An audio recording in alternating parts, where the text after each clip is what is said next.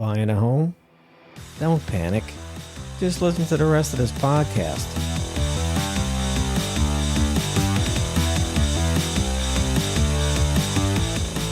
All right, everybody, welcome back to another episode of Home Inspection Authority's Straight Talk Podcast with me, John LaForme. I'm a CREA certified home inspector from Los Angeles, California, and the topics we discuss on this podcast are about buying homes, selling homes, inspecting homes. So if you're a home inspector, home buyer, real estate professional, this podcast is definitely for you. Okay, everybody, welcome back to the show. Today's guests are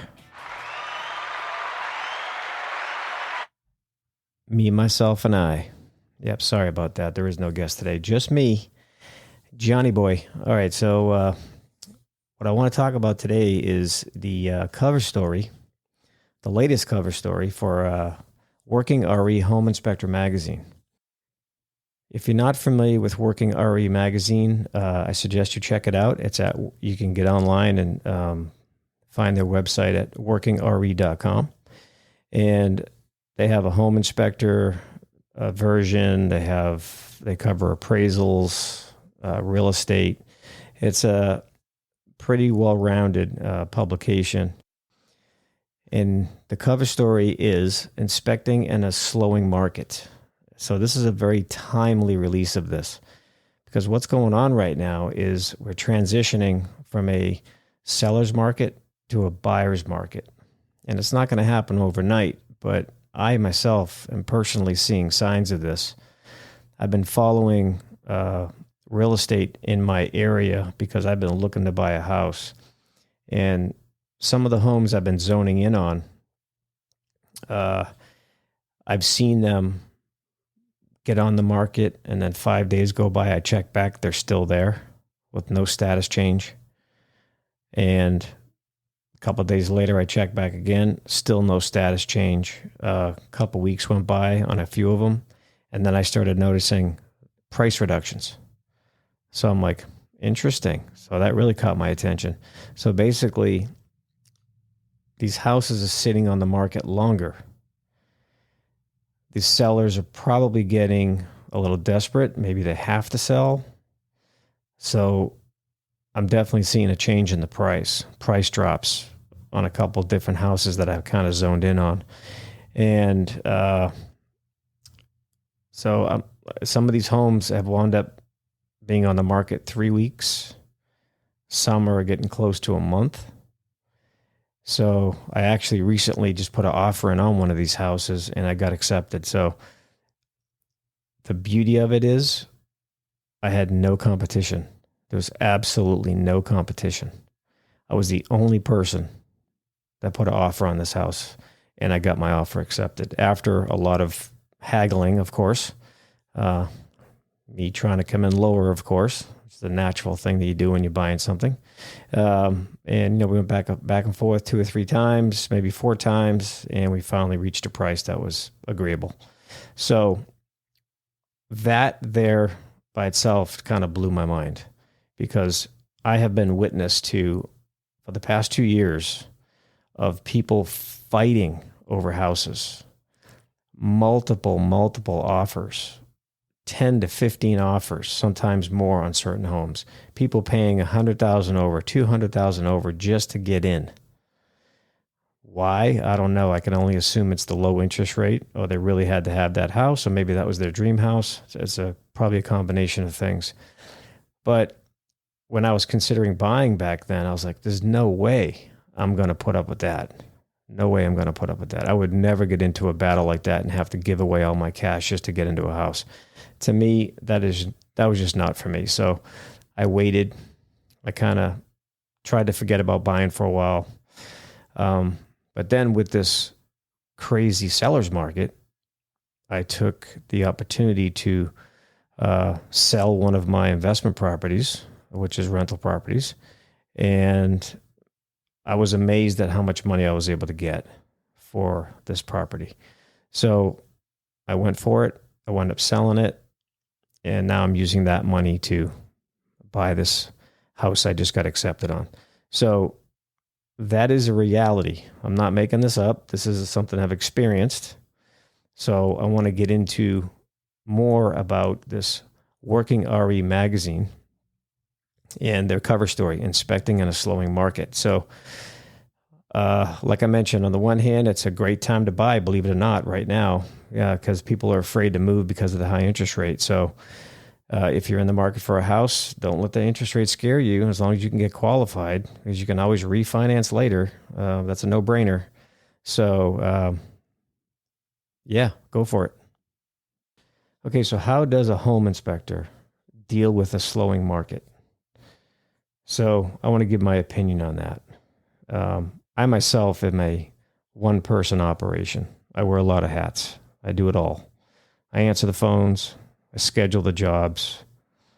I deal with the customers. I do the inspections.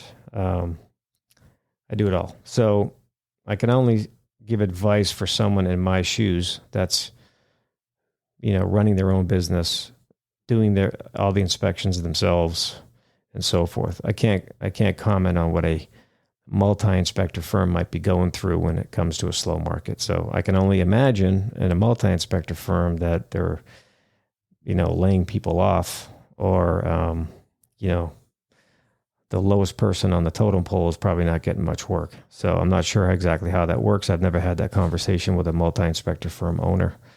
So maybe that'll be a good topic for another podcast right there. So basically, what people tend to do when they are, feeling the pinch of less work, less money coming in, is they start to pull down their marketing.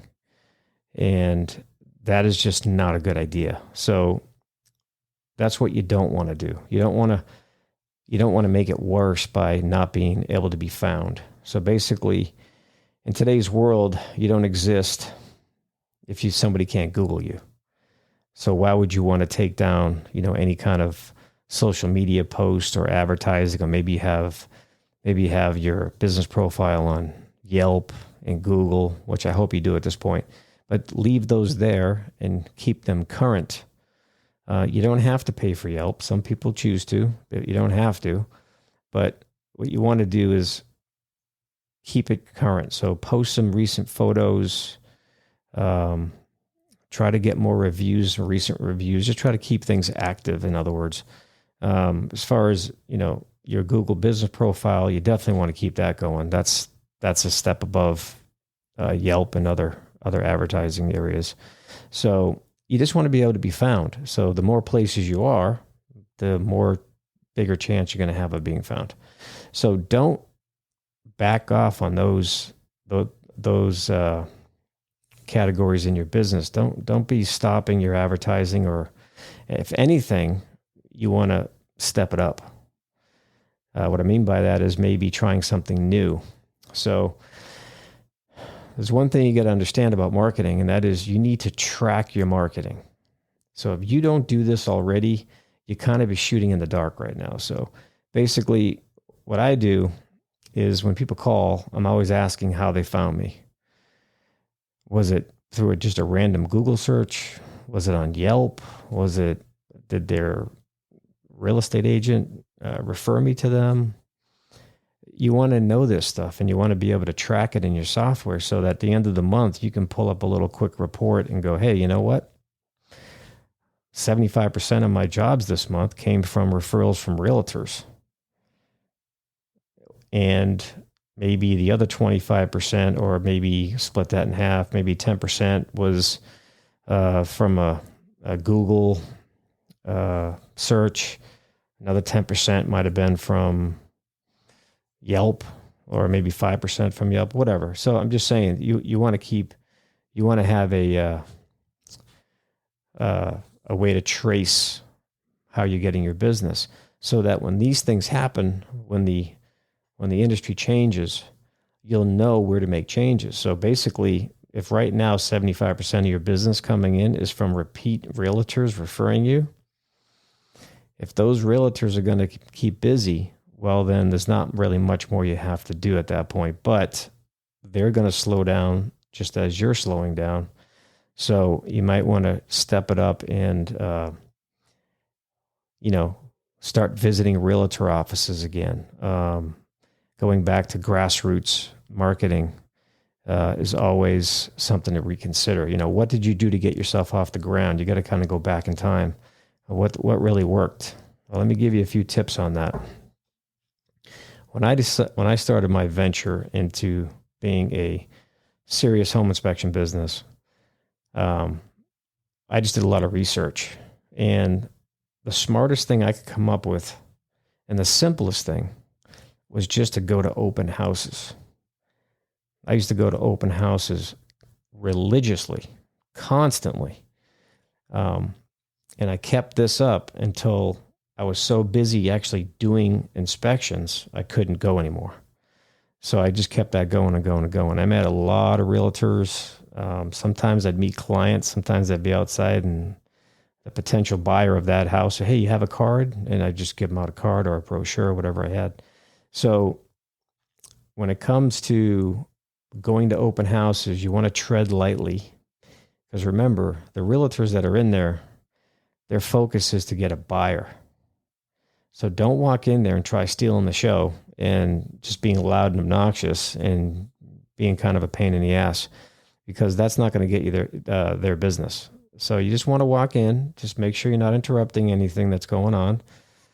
Maybe wait outside until you think no one else is in there, and then walk in when the person's alone, the realtor or realtors. And then, "Hey, how you doing? My name's John. Here's a business card. Just saw your open house. Wanted to stop in and just introduce myself and let you know what kind of services I offer. So have a nice day. Maybe get their card if they want to give it to you, and just be on your way." Don't walk in when they're talking to potential buyers for their sale, because that's just going to piss them off. So don't do that. But that was a very effective tool for me. It really worked. And within a few weeks of doing that, I started getting calls from some of those realtors. And then one led to another, led to another, and so forth, and just kept piling up. And next thing you know, I got 3 or 4 inspections a week, and that quickly escalated from there. So this is the time to do that. Maybe I have to do that soon. I don't have to do it right now. Everything seems to be pretty steady for me. I'm not feeling a big pinch. It's the amount of calls coming in is definitely a little bit less, but everything seems to be trickling in. So I'm still doing 20 to 25 houses a month right now. And that's plenty for me. I'm just one guy. I don't need to do 50. I'd probably wind up killing myself doing that. But I'm just saying, it depends on what you need to do. Do you need to support a big family? Do you need to support maybe a helper that you have? The last thing you want to do is lay somebody off if you don't have to.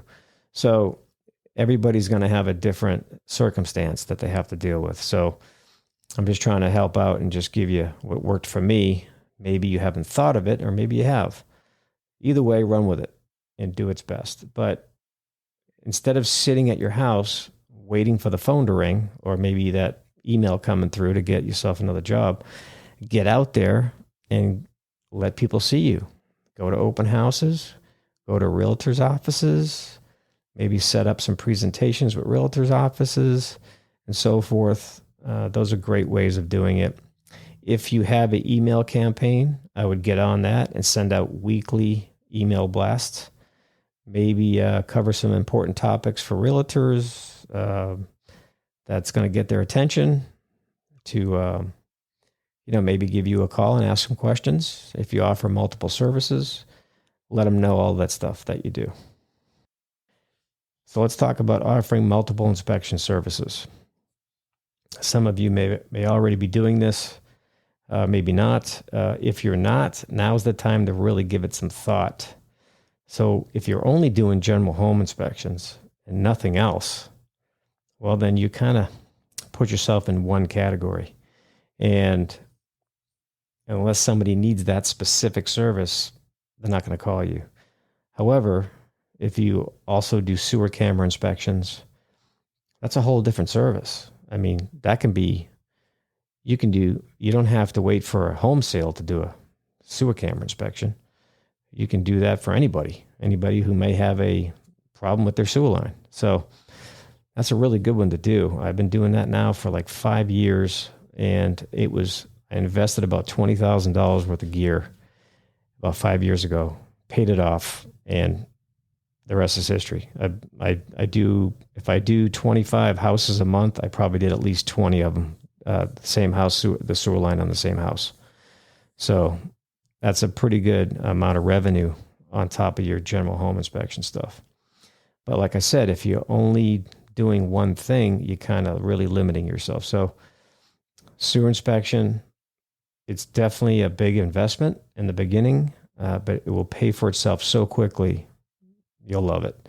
So if you can afford to do it, do it. If not, maybe you can offer pool inspections if you're not doing those.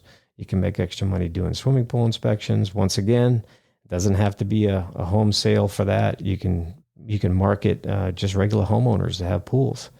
You don't have to be specific to the real estate market.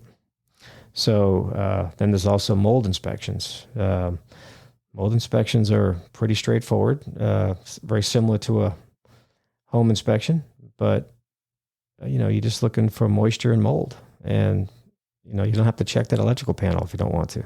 So I'm just saying, it's a different service, but it's a very sought after service. There's a lot of people have water damage problems and they need mold tested and so forth. So that is a great add-on service. And then along with mold inspections is indoor air quality. So indoor air quality is a very simple thing to do. You just got to invest maybe $700 to $1,000 for the initial gear, and then supplies, depending on how many you do, maybe $100 a month or something like that, a little bit more, depending on how many you do. So it could range. But that's just a really good thing to consider if you haven't, so you don't box yourself into one category when it comes to your services. Be a little more broad and you'll get more work. I've noticed if it gets a little slower and somebody calls in, hey, can you do a sewer camera inspection? Typically, I don't like to do them unless I'm doing the home inspection. But I'm accepting those now because I realized, I'm like, you know what? By being there and doing that sewer inspection only, I'm still giving out my business card. I'm still meeting people, and that's going to open up doors for other things. I always let them know these are my other services. I do general home inspections, and like, oh, wow, you do all that? I get that comment constantly from customers. So that to me just kind of, I wasn't getting that at first, but then it kind of hit me like, wait a minute, I'm missing potential work opportunities by turning down standalone sewer inspections. So now I do them, and I don't mind doing them, and I'm meeting more people, and it's just opening more doors. So there you go. If you're a brand new business, brand new inspector, you may run into a really hard time right now. I'm just being honest. If you're not established and no one knows you're there, it's going to be really hard for you to get in the door because the amount of work is just going to get minimized. And unless you're already dug in, I think if you're dug in, you'll be fine. You'll definitely still continue to make money. But I'm in Los Angeles, so I can't speak for the rest of the country. Los Angeles is huge. There is so many properties here, so many realtors here. Living here, I feel very comfortable with just about any market because, like I said, there's so much volume here. Even in a slow market, there's still a lot more volume here than in other states. Now, here's a good topic here. Waived inspections. If you're actively an inspector, you've probably experienced quite a few of those over the past year.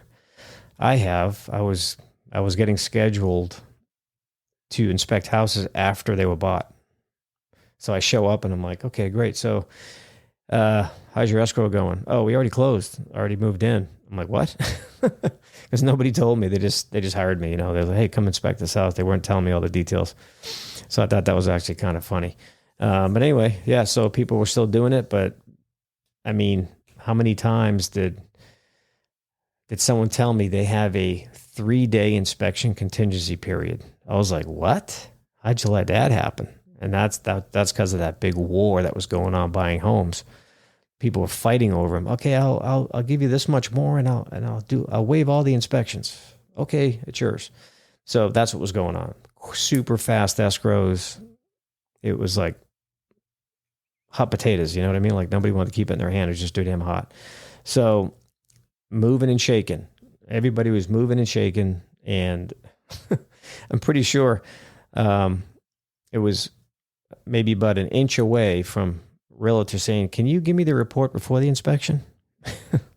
That was my joke with everybody all the time. When they call in a rush, I'm like, you know what? I'm going to give you the report today, and I'll do the inspection tomorrow. They're like, what? I had to mess with them a little bit on that one. But anyway, waived inspections. That's probably going to start going away because of the market transitioning to a buyer's market. Now, what's probably going to happen is because the prices are coming down and maybe there's less of a fight over properties, they're staying on the market longer. The people that are going to go make those offers on these houses are going to be a little more, they're going to scrutinize things a bit more, and they're going to use a magnifying glass to go through that house. So that's something that's coming, and that's going to lead us into, pre-listing inspections. So let's talk about pre-listing inspections, because now that there's no waived inspections, it's probably a really good idea for sellers and their realtors to do pre-listing inspections with home inspectors. I highly recommend that every seller do a general inspection, sewer camera, and termite at the minimum, just to see what's going on with their house. Now, homeowners tend to think, well, I've been living here and I haven't had any problems. I've been living here for 10 years and there's been no problems. Well, that's because they're not looking in the right areas. They're just living in the house. They're not living in the crawl space. They're not living in the attic. They're not living in the sewer line. So these are things we all just take for granted and just use every day. You turn on the heating and cooling. Hey, it turned on. Great. I got cooled off when I wanted to cool off. I heated up when I wanted to get hot. Everything's great, right? I got hot water at the faucet. My house is perfect. That's what everybody thinks. Until somebody like myself shows up and goes, nope, that ain't right. That's going to get called out. They're definitely going to call that out, and that's expensive. So pre-listing inspections needs to be taken seriously for all you realtors listening right now. Get your seller to do it. It's well worth the money. It's going to save you headaches down the road, because if that house is going to be sitting on the market for months, and then you get a buyer, somebody interested, and makes an offer, and you get that far along, and all of a sudden they're the ones that are telling you that your sewer line is broken in multiple areas, or there's a major root intrusion they can't even get to because there's no clean out. That's expensive. Sewer line repairs are super expensive. A minimum to put in a sewer clean out is like $1,500. That's just to get in the line if there's no accessibility. And if it's damaged, if it needs to be replaced or relined, that's very, very expensive. You're talking $15,000, $20,000, maybe more sometimes, depending on the property. So you're talking about a lot of money.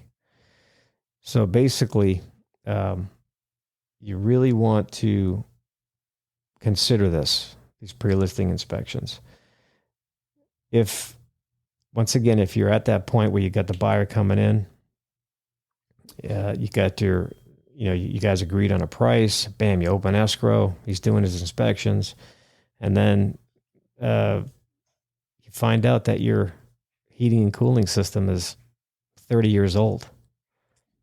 That's not going to go over well either with anybody.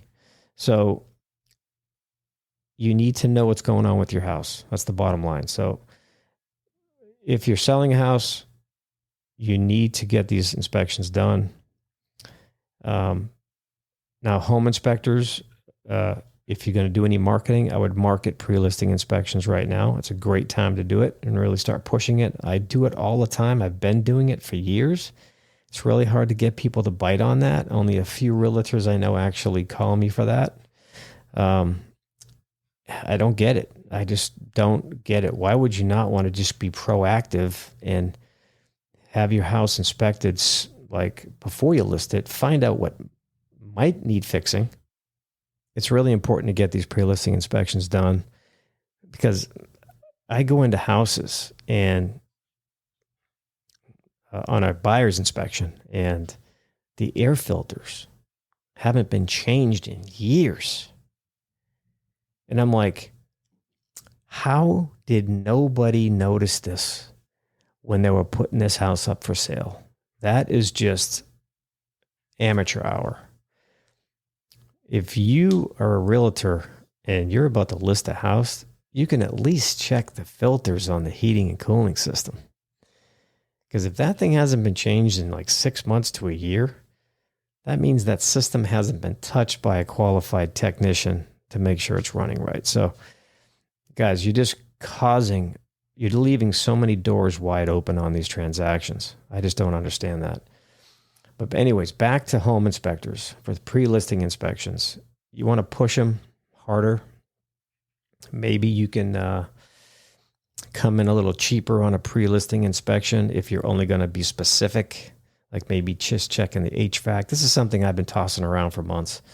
Maybe I create a different service for my pre-listing and just kind of limit it. It's like a limited pre-listing inspection, like, check the major systems, the roofing, the HVAC,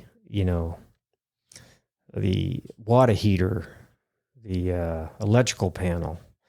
Get under the house, check the foundation and any visible plumbing and whatever else is under there. But, not worry about the small stuff, the nitpicking stuff, just check the real important stuff. Maybe you can do a little cheaper because it's not going to take you as long. So maybe that's a possibility for some people. So that's one way of dealing with a slower market. You got to be creative and come up with different ways to get the business and get those phone calls. And, if it works out, I'm sure you're going to get more business just doing those. Hey, this guy's a great general inspector. He's also a great pre-listing general inspector. So he can do all kinds of different things for you. Like I said, get in the door, give out your cards. If you do offer multiple services, make sure you're telling them you do other things as well before you go. They will not ask you in most cases. You have to push that on them. By the way, I do this, this, and this. So next time you get a transaction, give me a call and I can do all these for you at once. I'm the only guy you have to call. One-stop shop. That's what I've been trying to do for years, and it's been working great for me. I built that up real slowly over the years, and now I'm covering homes, general inspections, sewer, swimming pools, mold inspections, indoor air quality testing. I cover all that, and I have other contractors I work with. I can set up a termite inspection, chimney inspection. Level 2, by the way, level 2 chimney inspections only. Don't settle for a level 1. It's pointless. Always get a level 2. And then, anybody else I got to refer out. Another good point in the article is,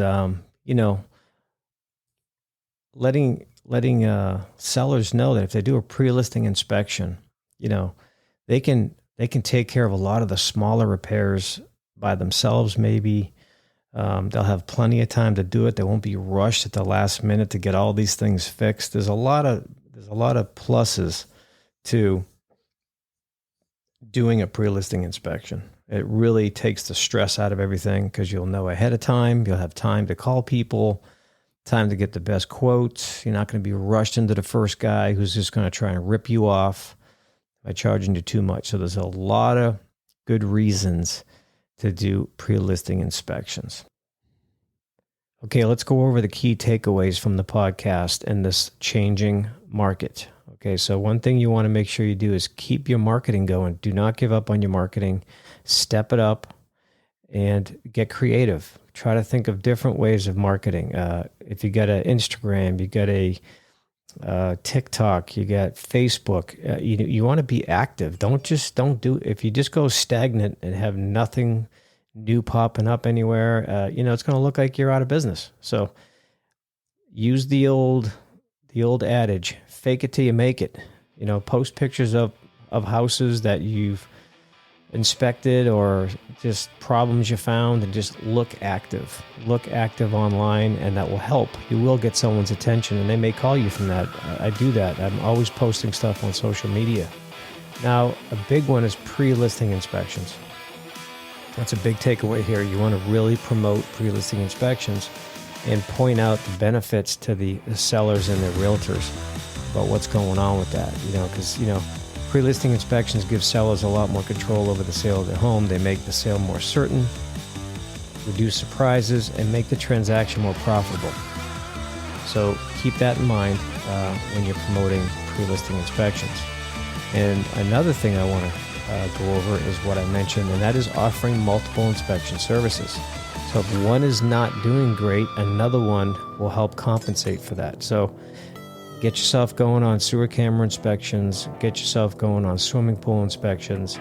And remember, you don't have to worry about a home transaction to be a sewer inspector or a swimming pool inspector. You can promote those separately just for homeowners who may have pools. And we all know most every house is going to have a sewer lateral that needs inspecting on occasion, unless it has a septic system.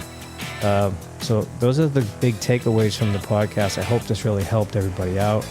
And just keep, stand up straight, face adversity head on. Don't let it push you back. Just go right after it and just hang in there, and just get out there and meet people, and you will stay in business. So with interest rates expected to continue rising into 2023, home inspectors and all other real estate related professions will be watching home sales activity with a careful eye and doing everything they can to drum up business. Make sure you stay informed with the latest news and information by subscribing to Working RE's digital newsletter at workingre.com.